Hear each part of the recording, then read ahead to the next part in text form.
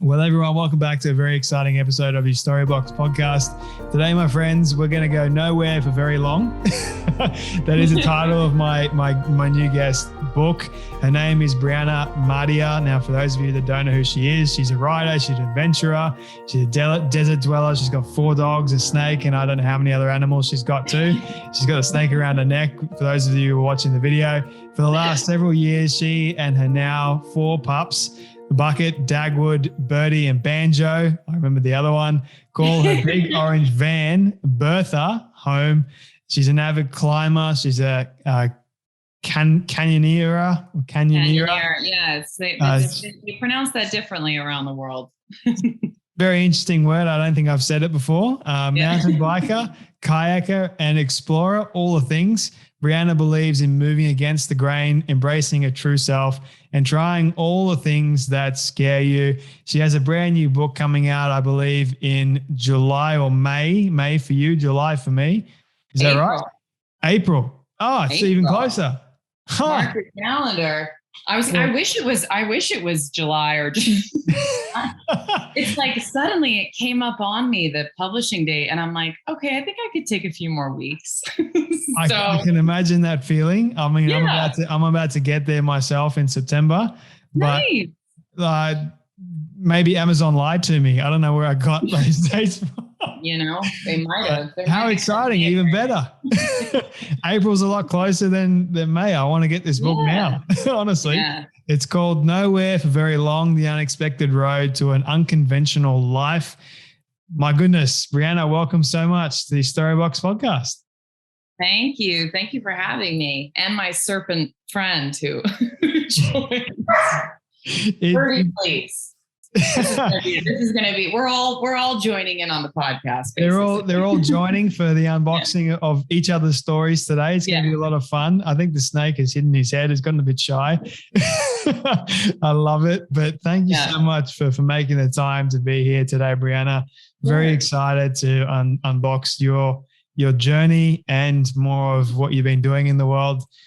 My very first question for you, though, this is a question that I love asking all my guests at the very start, is what does success look like for you?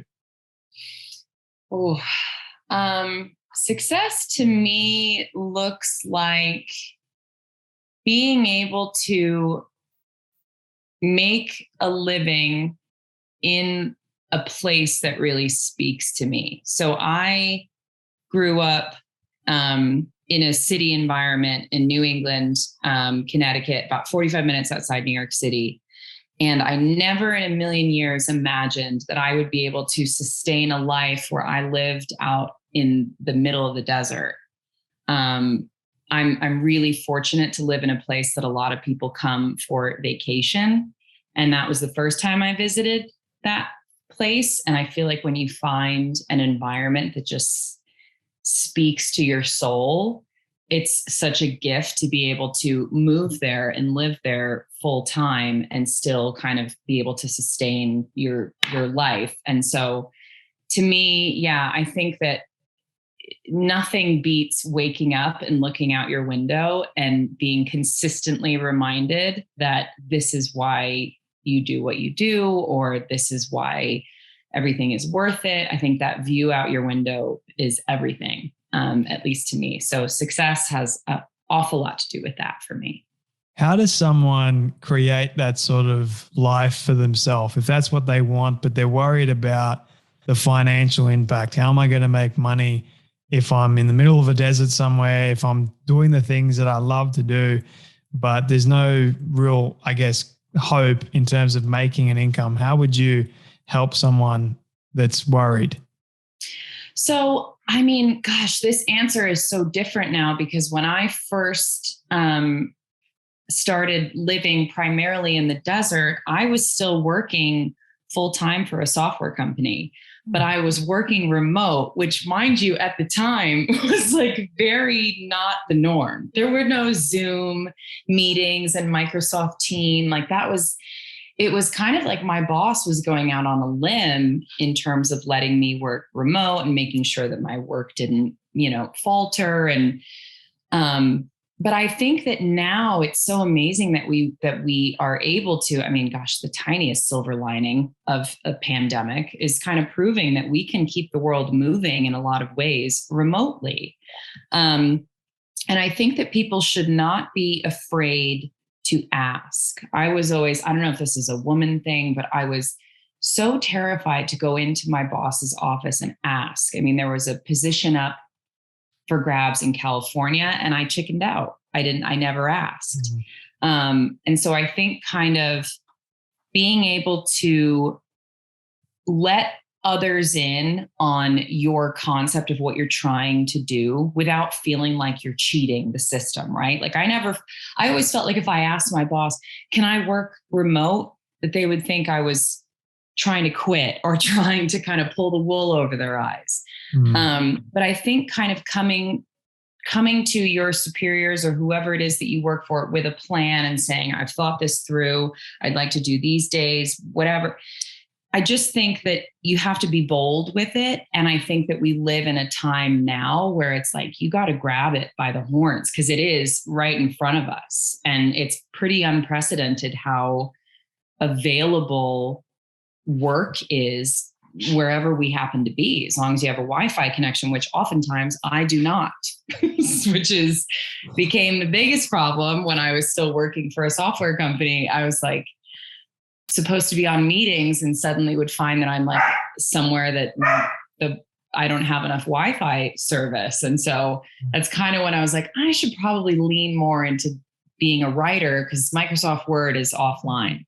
So Can you share with me why you decided to, I guess, have this kind of lifestyle? I mean, it's not really conventional for the average person. Why did you decide to go out and adventure and explore and all these things? I have always, gosh, it sounds so grim, but I've always been like very, very, taken by the fact that I am completely impermanent, that I am very, very small. And I grew up in a place that was very, very oriented to what you do and how much you have and how big your house is. And it just seemed like you were the center of the world. And when I moved out west when I was 22, I had never been in open, empty space like that. I had never just seen nothing and no one anywhere around me. And that where that might have been unnerving for some folks, I was so comforted because it just kind of took this pressure away that I had felt growing up of like all of these prying eyes, like, because I feel like a lot of the things that we choose to do, especially when we're younger, you know, we're put on like this conveyor belt of like, you know, go to school, grade school, college, you're doing this, you're getting married, you're getting a job, you're buying a house.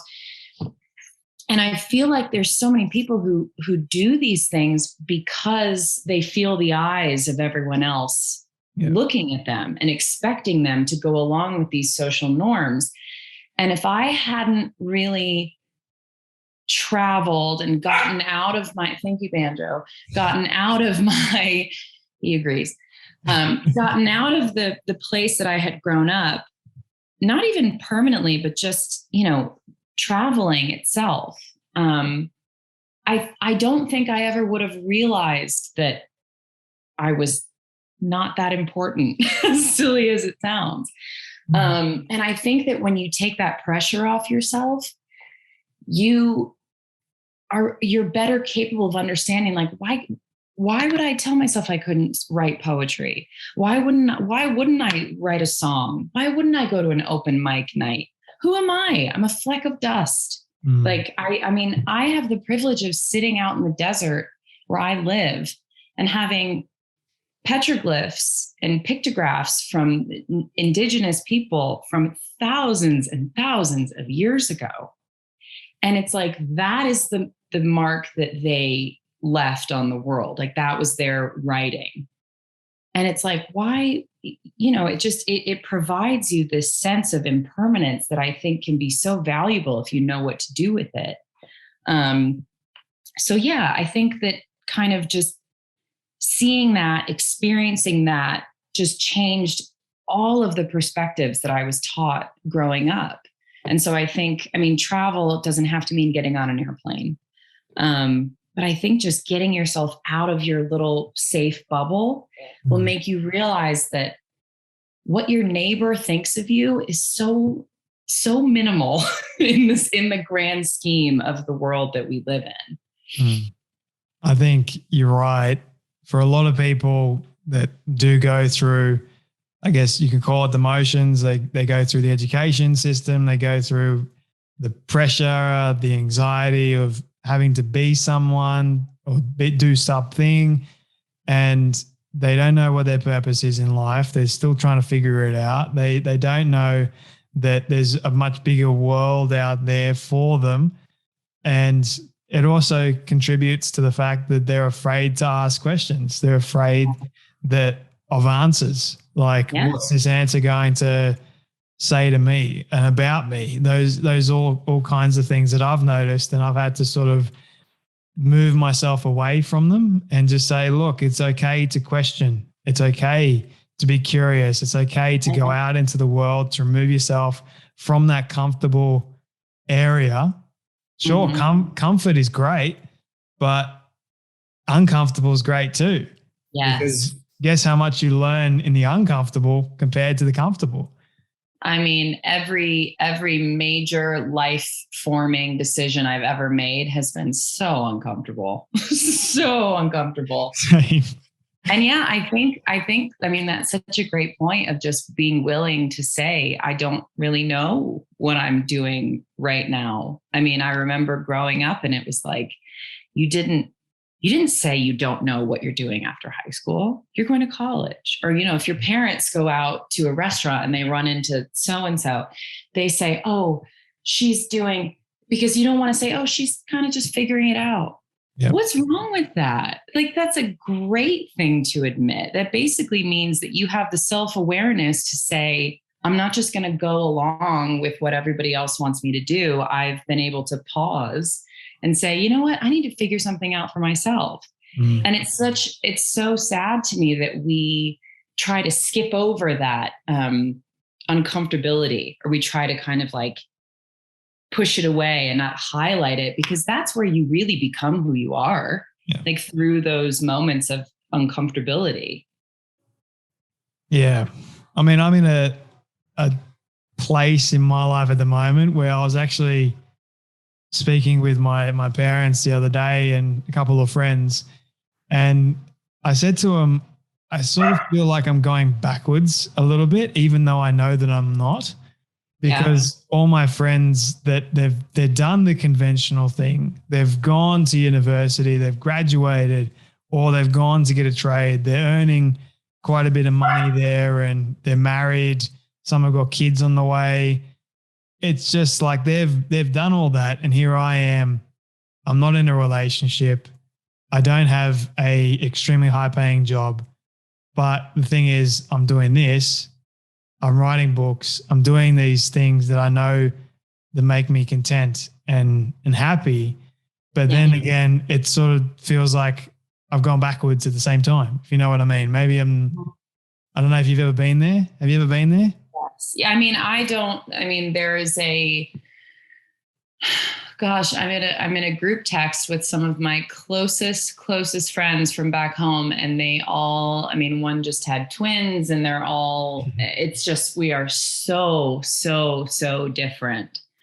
And there's a lot of times where I am envious, because here's the thing. I do believe that there are people who are wholly fulfilled by, that traditional path, that American dream, that get married, have kids. My friends they are amazing mothers, and it's so fun to watch them do this because they love it.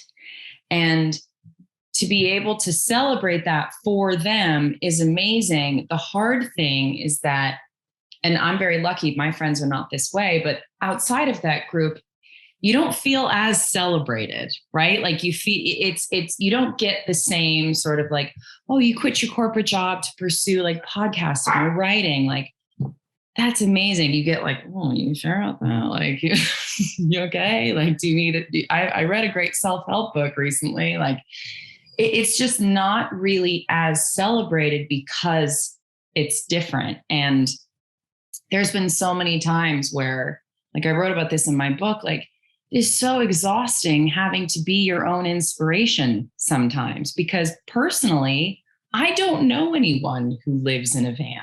I don't know anyone who, like, and of course you can, thank goodness in this small regard for social media, you can now find other folks like yourself. But in terms of really growing up and knowing someone in those formative years, seeing someone do this very different path, if you don't have that, it can feel very lonely and isolating. And like you are constantly going to be questioning yourself because you're kind of making it up as you go along, because we don't have the blueprint the way we do for other, life paths that the people that we love choose to take. And so, yeah, it's lonely and isolating a lot of the time.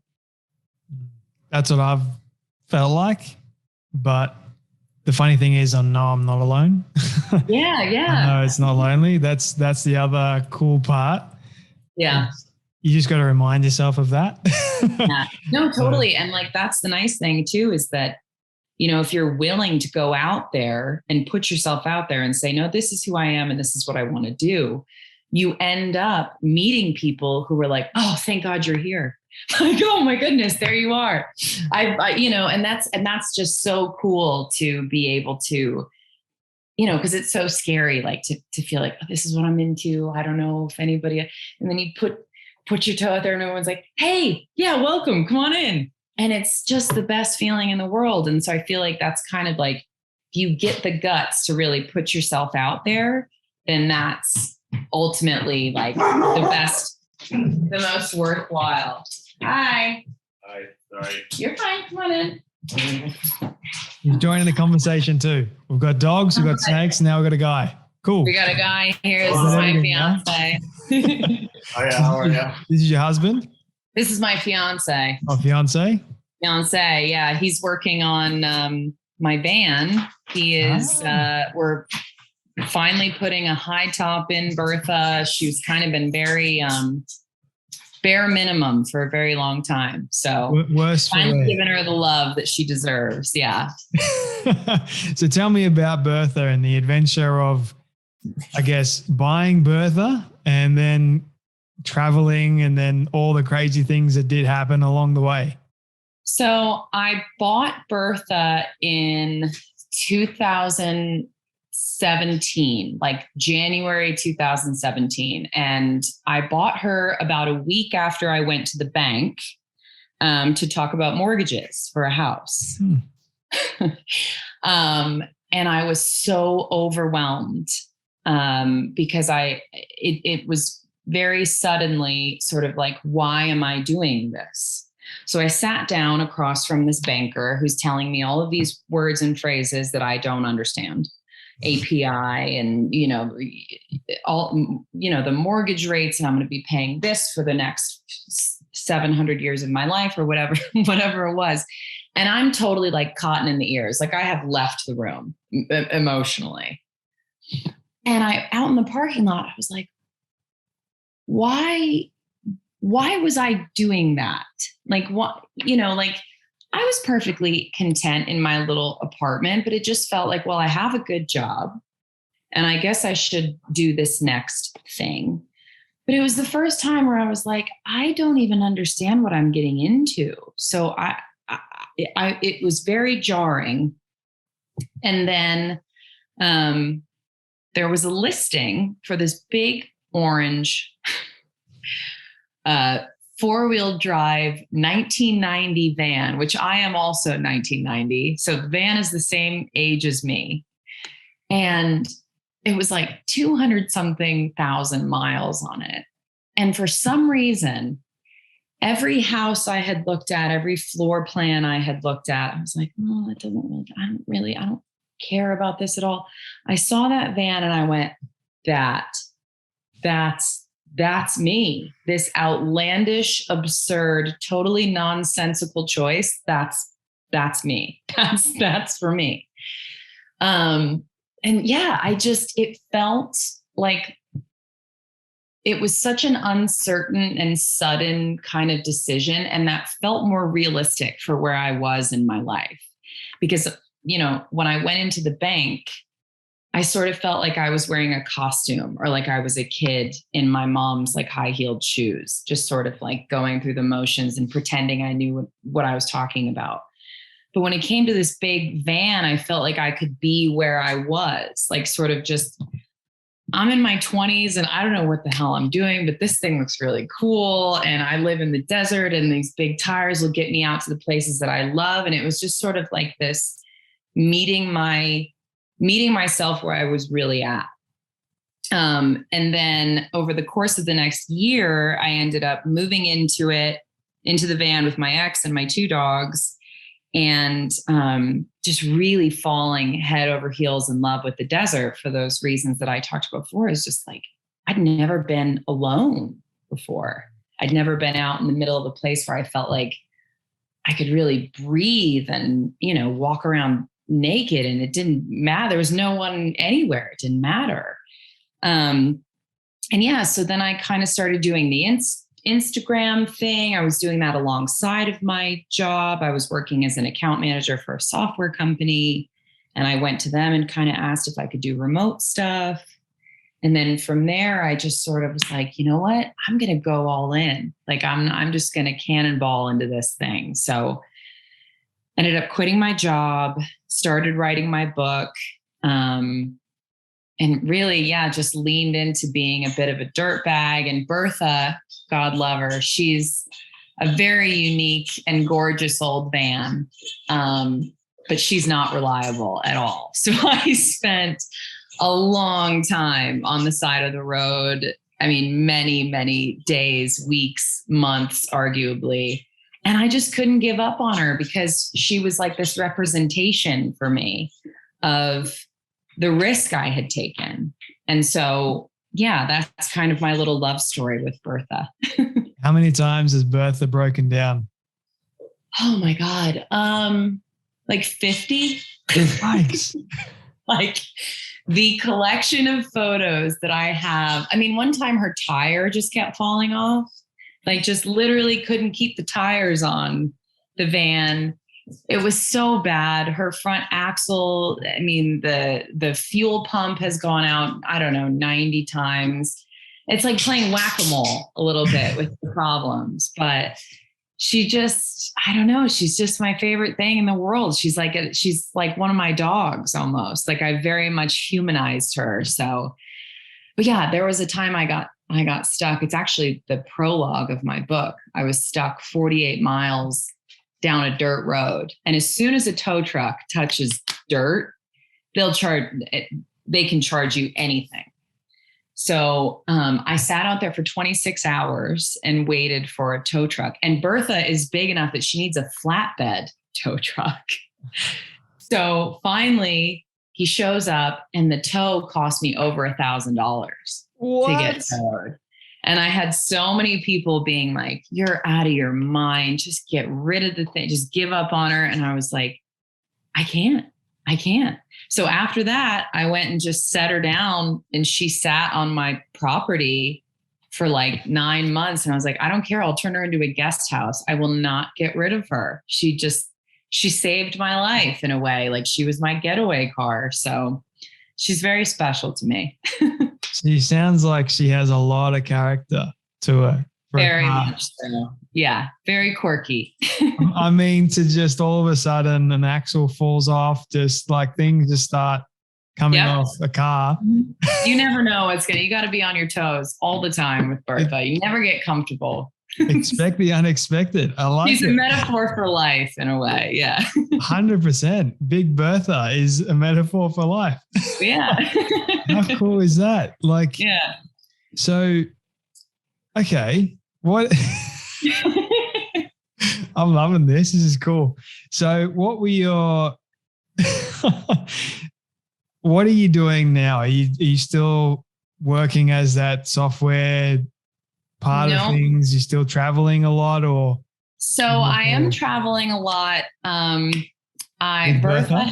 Bertha has been out of commission for a minute because I finally felt like, you know what? I've been playing whack-a-mole. I need to just dedicate the time and the money to get her, like, give her the love that she deserves. So she's getting repainted. She's getting the rust, she's getting a big high top put in her. So Big Bertha is becoming bigger, if that's even getting a makeover.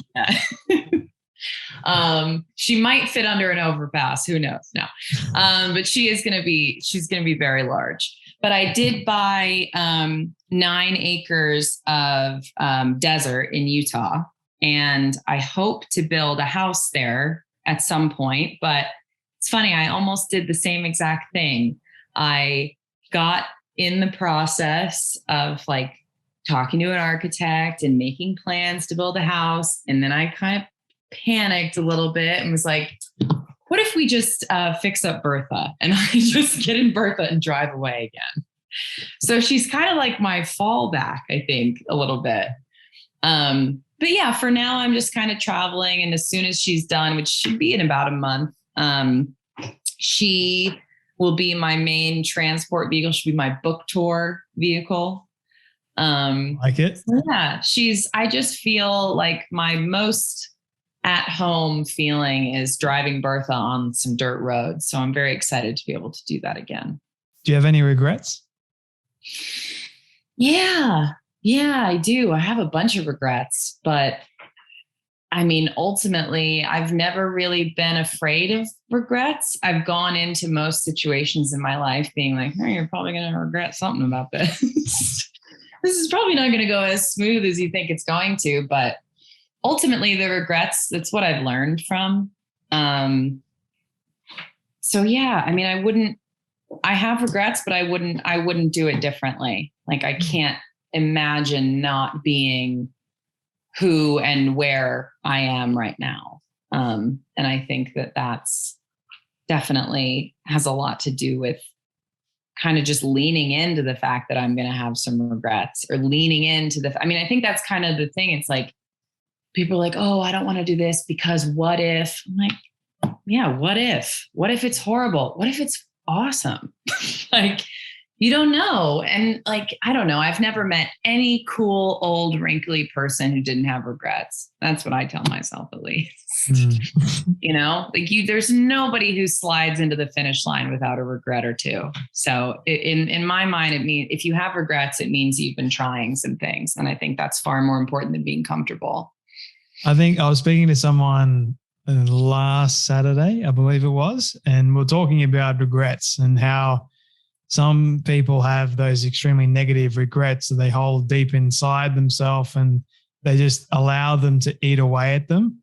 And then those are the people, this is what he was getting at. He's saying regrets aren't a bad thing. We should have regrets. We should use them to learn as much as we possibly can, but not allow them to keep us stuck and bogged down.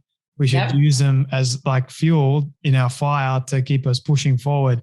Right. And learn what we need to learn as a result of it. It's almost like having notes going into a test.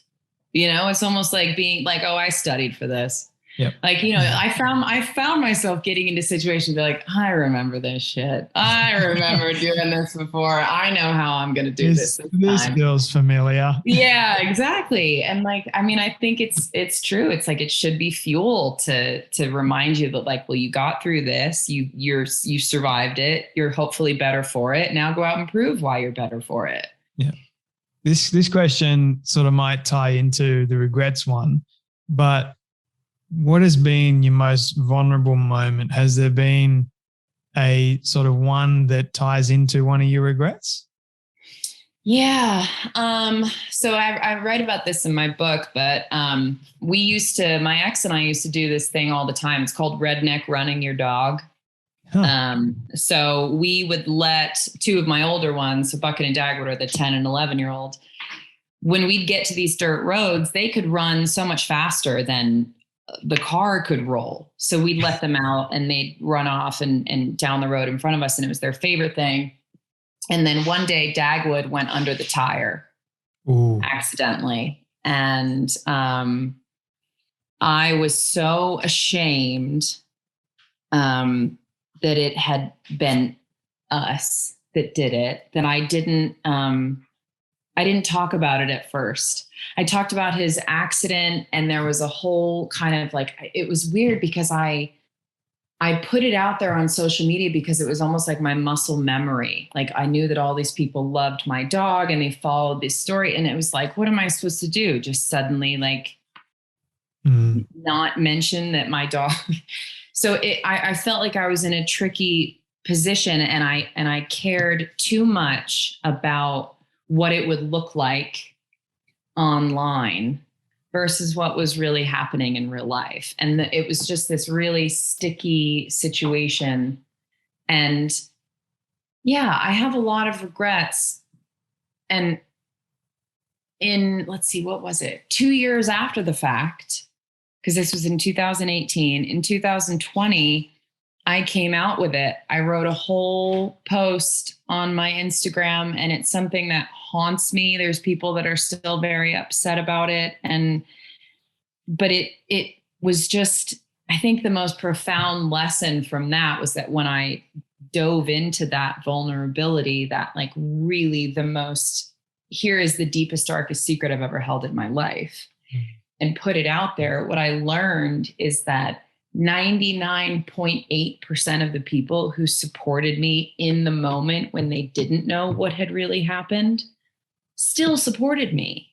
Yeah. And like I had spent years believing that like I was going to be tarred and feathered. I was going to be, and it was just so humbling to know like you were just kind of hurting yourself by holding that in for so long. And so it's kind of like the give and take of social media, right? But yeah, I think that's why I've always just leaned so strongly towards like vulnerability and telling the truth. And I'm so, my book comes out and I'm so excited about it. But then sometimes I shoot up in the middle of the night and I'm like, oh, I forgot what's in it. I forgot what the book is actually about. And it's very much like vulnerable stuff. But to me, there's a level of safety in that, I think, because it's like, this is my story, take it or leave it. I'm not asking you for anything. I'm just telling it because it feels like the right thing to do. If one person somewhere feels less alone, that was always kind of the goal. So yeah, I think the vulnerability is really, really scary, but ultimately even sharing the worst thing I've ever done in my life was a good experience in the end. Yeah, I kind of do a similar thing with my book. Even though I wrote the damn thing, it's like I have these nervous sweats. It's so annoying. Yeah. It's like I went vulnerable because I want to help as many people as I possibly can. And then part of me is like, oh, should I have done that? Yes. No, like, no. Yeah, what have I done? I'm committed to it now. Like why? Since when did I decide I'm a martyr? Like, why am I doing this to myself? No, It's great. It's so great. And like, I mean, just from the things I've shared on social media in the past, is just the amount of people who reach out and say like, oh, thank you for making me feel a little less weird.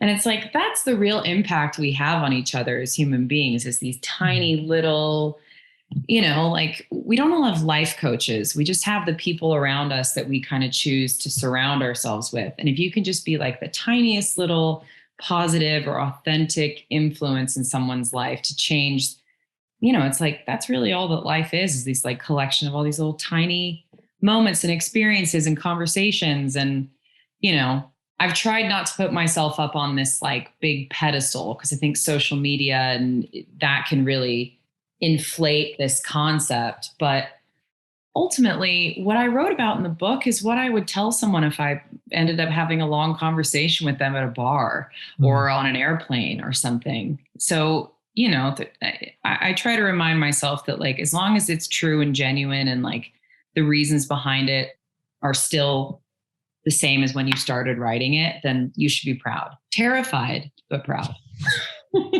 So I say the same thing to you. Thank you. Terrified and proud. I needed that. But why? Firstly, how long did it take you to write this book? And secondly, why did you decide to write a book? Because it's not an easy thing to write a book in the first place. No. It took me about 4.5 years, and I decided to write it because I just felt, honestly, I started doing most of my writing in terms of like people consuming my writing on social media. And I started to, at first that was very satisfying. And I would, write something and people would say, yay, I agree with this. And I was like, neato. And then after a while, I was like, I don't feel that I'm getting the full story across. I don't think it's as easy to get the full thought across. And I would find myself, it sounds really ridiculous, but I would find myself writing something and then having the Instagram thing say, this is too long. And so I kind of went, well, I guess I'll just write a book. Then. I'll write something where I can actually fit all of these thoughts. And for the first 1.5 years, the document on my computer just said a book, no words, because I had psyched myself out so much. It was like, oh, a book, this great. Where do you start? How do you start? And it took me a long time to just commit to the fact that like I was going to hate the first several thousand, if not 10, 20,000 words that I wrote.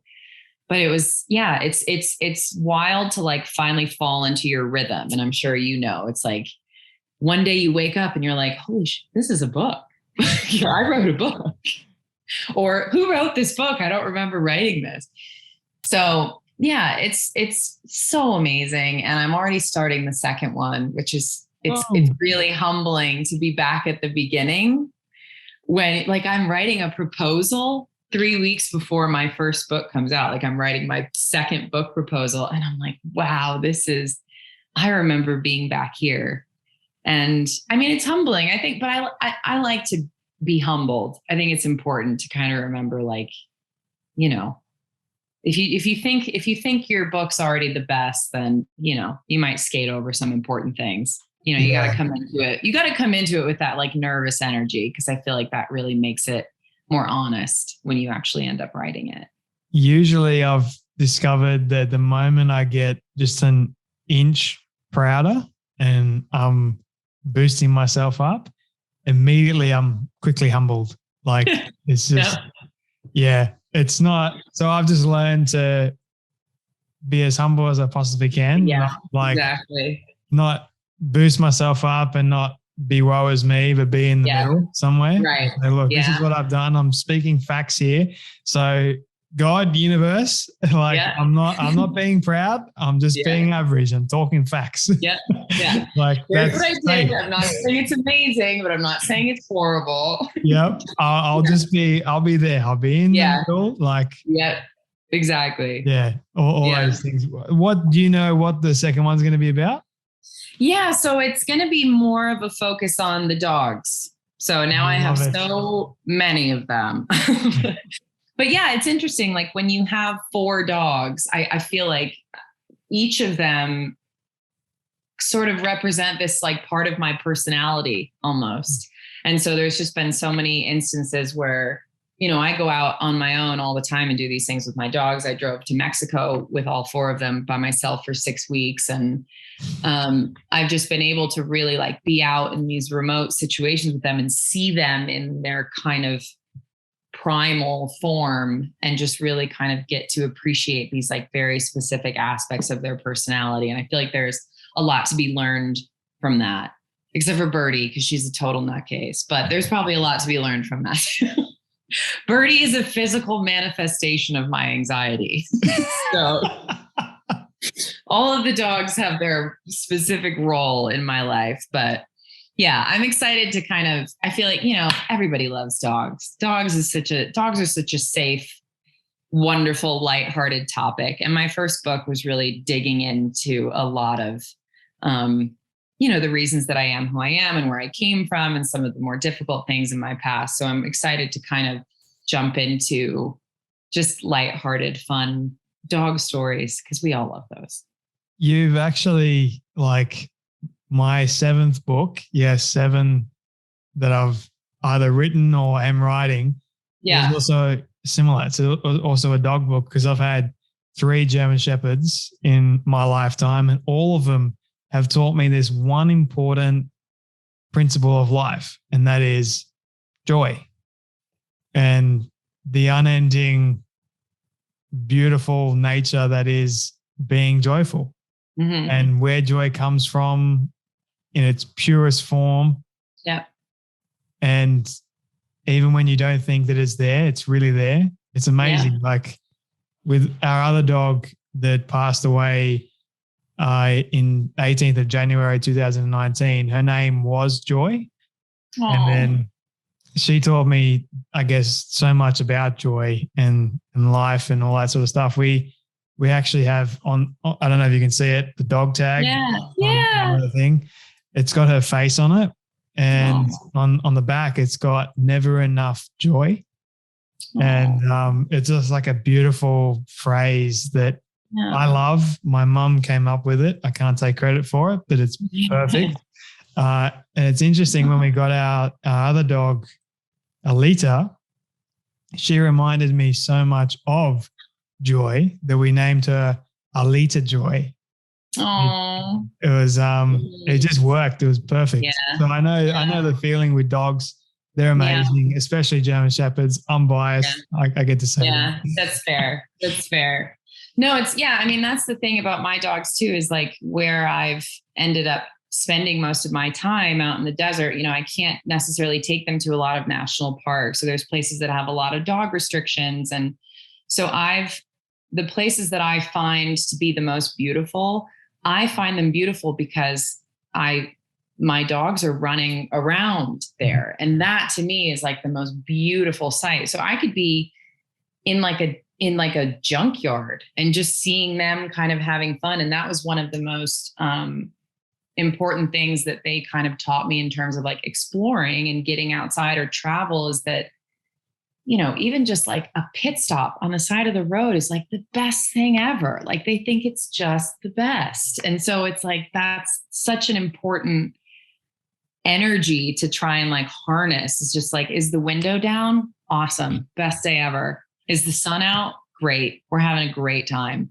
Like, it's just, it's just so simple and joyful and just like the tiniest little things. And I just feel like they are the best of what humans should be, could be, can be. So I feel that everyone should be assigned a dog at birth.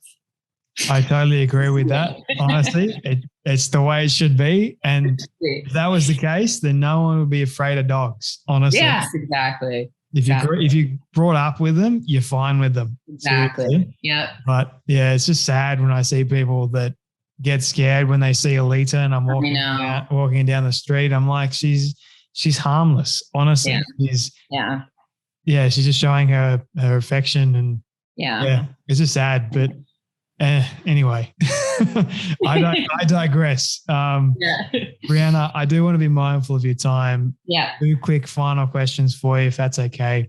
Sure. The new book is called Nowhere for Very Long, The Unexpected Road to an Unconventional Life. I love the title. It comes out very, very soon. I'll make sure everyone knows where to get a copy of it. Links will be in the show notes below. Where do you want people to connect with you the most and buy the book as well? So you can find me on Instagram. It's Brianna Madia, and you will just see a bunch of orange and dogs and desert, and you'll know you're in the right spot. You can also go to my website, which is www.briannamadia.com. There's links to buy the book there. There's a little bit more information about getting signed copies. And otherwise it's available wherever books are sold, and audiobooks. I recorded the audiobook and that was not easy. Let me tell you, if you want to hear me crying, you can order the audiobook. That's why people order audiobooks, right? To hear the author cry. Right. But that's amazing. I'll make sure people know that if they were listening. Show notes, easy, simple. I got to get myself one of those signed copies, actually. Yeah, I'll get it to you. But this is one of my favorite questions. What do you love the most about yourself and your story? The thing I love the most about myself is my ability to see the humor in very dark things, because I think that to me is just survival. If we must laugh lest we die is something that I kind of say frequently. And I think that that really plays a lot into my story as well. It's just being able to kind of find the humor and the meaning behind some really dark things and some mistakes that I've made. And also I find that humor helps me to be less hard on myself, because I think that we're all very quick to judge ourselves, and, anything that anyone has ever said about me, I can guarantee I've said something 10 times worse to myself. And when you can kind of find the humor and share that humor with other people, I feel like it kind of gives them the permission to not be so hard on themselves. So that's kind of something that I pride myself on. I love that. Okay, this is my all-time favorite question. At the end of all my conversations. It's a hypothetical one, but I want you to imagine with me for a moment that you've been able to reach the age of 100. All your friends and your family have decided to put together a film for you of everything you've ever said and everything you've ever done. I can imagine it'd be absolutely crazy and awesome at the same time. Just imagine they've been able to get it all and put it together and show it to you on your 100th birthday. What do you want that film to say and to show about your life? That I tried a lot of things, that I laughed a lot. I think, that I laughed a lot, that I pet as many dogs as humanly possible. I picture just a montage of laughter and sunshine and warmth and animals and people that I love. And I think just trying to keep things very light. And ultimately, like, those are the things that I remember about people that I love, is those times that we've just laughed together, and those like sun-bleached memories you kind of see in your mind. And that's a great question. I love that. Thank you. I think it's cool too. And the way you answered it as well was perfect. It's a great send-off message for people to imagine for themselves. But Brianna, thank you so much for your time. I've really, really enjoyed this conversation. It's a lot of fun. And thank you for joining me on this Storybox podcast. Yeah, so good to talk to you. Thank you for having me.